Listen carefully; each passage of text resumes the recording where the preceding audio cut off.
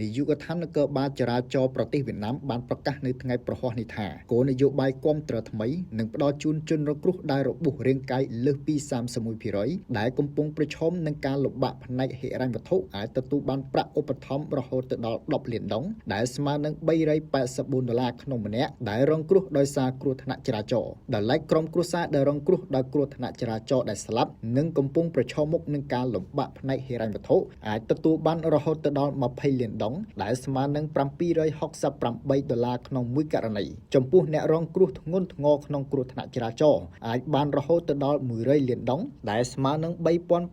$3840អាមេរិកក្រុមគោលនយោបាយជំនួយថ្មីដែលនឹងចូលជាធរមាននៅថ្ងៃទី1ខែកញ្ញាខាងមុខនេះនៅក្នុងនោះអង្គការនិងបុគ្គលដែលជួយដោយផ្ទាល់ផ្ដល់ការព្យាបាលបន្ទាន់ឬដឹកជញ្ជូនជនរងគ្រោះដែលគ្រោះថ្នាក់ទៅកាន់មណ្ឌលសុខភាពក៏អាចទទួលបានការគាំទ្រលើកទឹកចិត្តផងដែរដែលនឹងទទួលបានទឹកប្រាក់រហូតទៅដល់10លានដុងក្នុងមួយករណីសម្រាប់អង្គភាពនិង5លានដុងដែលស្មើនឹង$192សម្រាប់បុគ្គលម្នាក់នាយកដ្ឋានបន្ថែមថាទាំងនេះគឺជាចំនួនទឹកប្រាក់គាំទ្រអតិបរមាហើយចំនួនទឹកប្រាក់ជាក់ស្ដែងដែលនឹងផ្ដល់ក្នុងករណីនីមួយៗនឹងអាស្រ័យលើឯកសារតាមកលៈទេសៈនៃករណីនិងបទបញ្ញត្តិច្បាប់ដែលអនុវត្ត